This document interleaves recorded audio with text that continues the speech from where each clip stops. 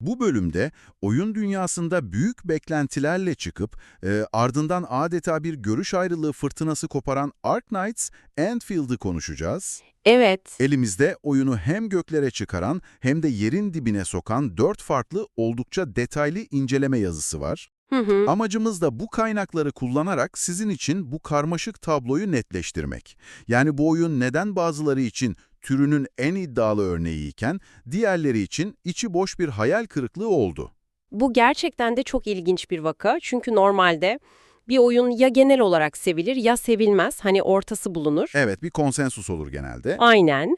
Ama Enfield için yazılanlara baktığımızda sanki iki farklı oyundan bahsediliyormuş gibi bir hisse kapılıyoruz.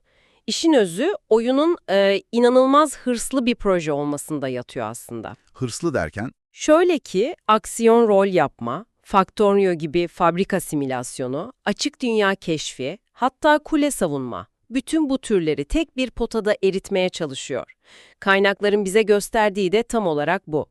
Oyunun en büyük gücü de, en büyük zayıflığı da bu her şeyden biraz felsefesinde saklı. o zaman bu devasa yapıyı parça parça incelemeye başlayalım. En temelden, yani hikayeden. Tamamdır. Oyunda 10 yıllık bir uykudan uyanan ve hafızasını kaybetmiş Administrator rolündeyiz.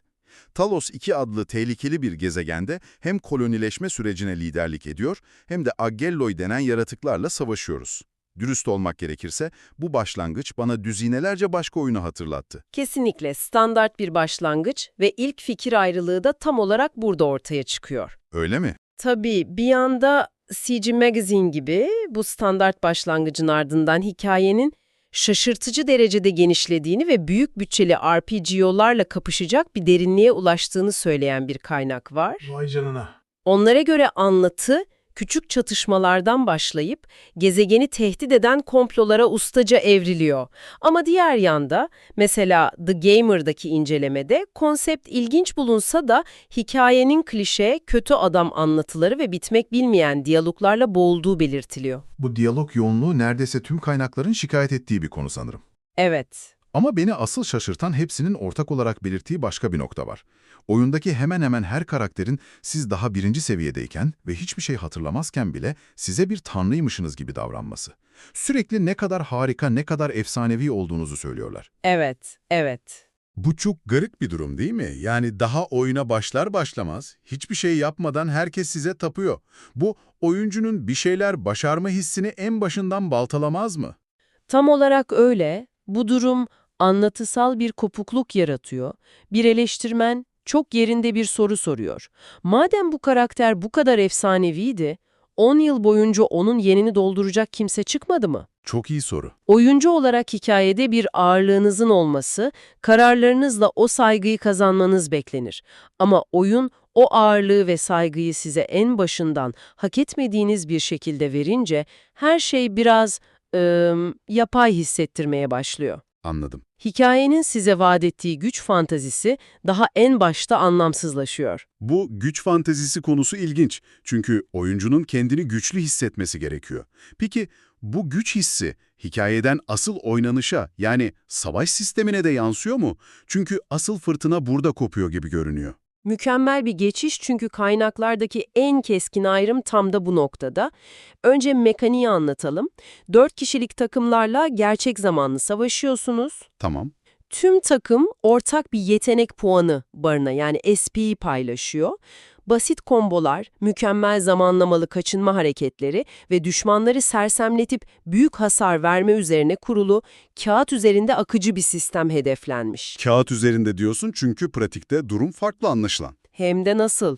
Bir tarafta CG Magazine ve RPG Site gibi kaynaklar var. Onlar sistemi hızlı ve akıcı buluyor. Olumlu yani. Evet, oyuncuyu çok fazla sistemle bunaltmadan yeterli derinlik sunduğunu, farklı karakterlerin yeteneklerini birleştirmenin keyifli olduğunu söylüyorlar.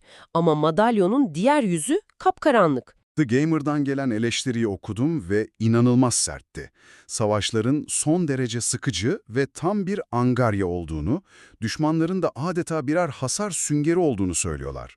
Aynen öyle. Yani vurdukça canları çok az giden, savaşları uzatan düşman tipleri, hatta verdikleri bir örnek var ki oyunun temel sorununu özetliyor gibi. Wolfguard karakterinin olduğu ara sahneden bahsediyorsun sanırım. Aynen ondan.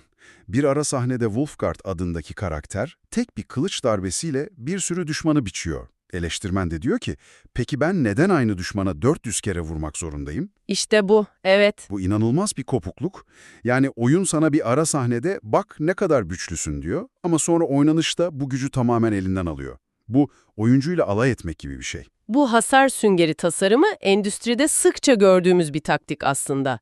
Genellikle oyuncuyu daha uzun süre oyunda tutmak veya Para harcamaya teşvik etmek için. aynen daha güçlü karakterler ve silahlar için para harcamaya teşvik etmek amacıyla kullanılır. Ancak kaynaklar Enfield'da bu durumun ödüllendirici bir zorluktan çok zaman kaybı gibi hissettirdiğini ve birazdan konuşacağımız o yırtıcı gacha sistemiyle birleştiğinde geliştiricinin niyetinin sorgulanmasına yol açtığını ima ediyor. Anladım. Bir başka kaynakta tamamen geliştirilmiş, en iyi ekipmanlara sahip karakterlerle bile düşmanların hala çok uzun sürede öldüğü belirtiliyor. Yani bu bir ilerleme sorunu değil, temel bir tasarım tercihi. Savaşlar bu kadar yorucuysa insan bari dünyayı keşfederken keyif almak ister. Kaynaklar o muhteşem görünen dünyanın keşif hissini verip veremediği konusunda ne diyor? Çünkü görsel olarak herkesin oyuna hayran kaldığı kesin. Evet, bu konuda neredeyse tam bir fikir birliği var.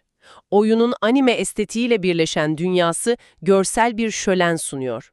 Ferik hatları veya enerji kuleleri gibi yapıların asenkron bir şekilde başka oyuncuların dünyasında da belirerek onlara yardımcı olması. O çok güzel bir özellik. Kesinlikle. Dünyayı daha bağlantılı ve yaşayan bir yer gibi hissettiren zekice bir dokunuş. Ama gelecek gibi hissediyorum. Büyük bir ama geliyor. Bu görsel şölenin arkasında keşif deneyimine dair çok ciddi eleştiriler var. Öncelikle oyun tam bir açık dünya değil. Seyahat edebileceğiniz büyük bölgelere ayrılmış. Anladım. Harita parçalı yani. Aynen. Daha da önemlisi, modern açık dünya oyunlarında artık standart haline gelen tırmanma veya süzülme gibi temel hareket mekaniklerinin olmaması keşfi yavaş ve hantal kılıyor. Ciddi misin? Tırmanma yok mu? Yok, The Gamer'daki eleştirmenin yorumu durumu çok iyi özetliyor ve gerçekten sert. İkinci bölüme geliyorsunuz, her yer suyla kaplı ama yüzemiyorsunuz. Bu tam bir içi boş şıklık örneği. Vay canına. Her yerin suyla kaplı olup yüzememek, bu günümüzde çıkan bir oyun için kabul edilebilir bir eksiklik mi? İçi boş şıklık tabiri gerçekten çok oturmuş. Tam olarak o. Yani size güzel bir manzara sunuluyor ama o manzarayla etkileşime girmenize izin verilmiyor. Bir nevi dijital bir vitrine bakmak gibi. Belki de geliştiriciler oyuncunun dünyada serbestçe dolaşmasından çok oyunun en özgün vaadi olan diğer büyük mekaniğe odaklanmasını istemiştir. Fabrika kurma ve otomasyon. Evet, o Factorio benzeri kısım. Aynen. Bu oyunu diğerlerinden ayıran en büyük özellik. Factorio veya Satisfactory gibi oyunlardan ilham alarak topladığınız madenleri işleyip üretim hatları kuruyor ve kendi teçhizatlarınızı, yükseltme malzemelerinizi üretiyorsunuz. Fikir kulağa harika geliyor. Aksiyondan sıkılınca kendi küçük endüstriyel imparatorluğunu kurup yönetmek. Kaynaklar bu sistemi nasıl karşılamış? Tahmin edebileceğin gibi bu konuda da ikiye bölünmüş durumdalar. Bazı incelemeler buna aksiyona güzel bir mola, otomasyon türüne yeni başlayanlar için harika bir giriş noktası olarak görüyor. Mantıklı. Fabrikanızın tıkır tıkır çalışıp size kaynak üretmesini izlemenin tatmin edici olduğu söyleniyor. Diğer yandan özellikle The Gamer, bunun da zamanla başka bir angaryaya dönüştüğünü savunuyor. Nasıl yani? Bir şeyi otomatikleştirmek nasıl angaryaya dönüşebilir ki? Fikir kulağa tam tersi gibi geliyor. İş yükünü azaltması gerekmez mi? Sorun tekrar etmesinde. Şöyle ki, bir bölgede Originium adlı bir maden için kurduğun tüm o karmaşık üretim hattını bir sonraki bölgeye geçtiğinde bu sefer sadece adı Ferrarium olarak değişen başka bir maden için sıfırdan neredeyse birebir aynı şekilde tekrar kurman gerekiyor. Cidden mi? Evet, yani oyun sana yeni bir bulmaca sunmuyor, aynı bulmacayı tekrar çözmeni istiyor. Bu durum yaratıcılıktan çok kendini tekrar eden bir döngüye dönüşüyor ve yine mi aynı şeyi yapacağım hissi yaratıyor. Of, çok kötü. İnovatif bir fikir, uygulama aşamasında potansiyelini kaybediyor gibi. Açıkçası bir oyuncu olarak beni en hızlı soğutacak şeylerden biri bu olurdu. Anlıyorum. Yani tüm bu angarya hissi, bu kendini tekrar eden döngüler, acaba oyuncuyu bir yerlere mi yönlendirmeye çalışıyor? Belki de oyuna para harcayarak bu sıkıcı kısımları atlatabileceğimiz bir sistem vardır. Sanırım odadaki o büyük file gelme zamanı geldi. Gacha sistemi. Tam isabet. Oyun ücretsiz olduğu için bir para kazanma modeli olmak zorunda ve Enfield'da Gacha adı verilen karakter ve silahları şansa dayanı çekilişle elde etme sistemini kullanıyor. Ve bu konuda kaynaklardaki görüşler neredeyse tamamen olumsuz ve çok sert ifadeler içeriyor. Ne kadar sert. Bir tek CG Magazine sistemi diğer oyunlara göre daha az rahatsız edici bulmuş. Ancak diğer 3 kaynak sistemi tanımlamak için yırtıcı, baskıcı bir şekilde yırtıcı ve oyunun önündeki en büyük engel gibi ifadeler kullanıyor. Baskıcı bir şekilde yırtıcı. Evet. RPG Site'daki bir yazar, oyunda sevdiği çok şey olmasına rağmen bu yırtıcı gacha sistemi yüzünden oyuna tam olarak bağlanmakta zorlandığını açıkça belirtiyor. Peki, sistemi bu kadar yırtıcı yapan spesifik şeyler neler? Birkaç temel sorun var. Birincisi, kafa karıştıracak kadar çok sayıda farklı para biriminin olması. Klasik mobil oyun taktiği. Aynen. İkincisi ve en önemlisi pity yani acıma sistemi. Normalde bu sistem belirli sayıda çekiliş yaptıktan sonra istediğiniz karakteri garantilemenizi sağlar. Ancak Enfield'da bir karakterin afişi bittiğinde o birikmiş pity sayacınız bir sonraki afişe devretmiyor, sıfırlanıyor. Bir dakika, bu korkunç bir şey. Yani 119 kere çekiliş yaptınız ve karakteri garantilemek için sadece bir çekilişe daha ihtiyacınız var diyelim. Eğer o karakterin süresi dolarsa o 119 çekilişlik birikiminiz tamamen çöp mü oluyor? Tamamen çöp oluyor. Bu inanılır gibi değil. Bu resmen oyuncuyu köşeye sıkıştırmak ve panikle para harcamaya zorlamak demek. Kesinlikle. Kaynaklar da tam olarak bunu yırtıcı olarak nitelendiriyor. Çünkü oyuncunun zamanına, emeğine ve hatta parasına saygı duymayan bir sistem, sizi sürekli belirli bir karakteri garantilemek için gereken 120 hatta bazen 240 çekiliş hakkını tek seferde biriktirip harcamaya zorluyor. Bu özellikle oyuna para harcamayan veya az harcayan oyuncuları acımasızca cezalandıran bir tasarım.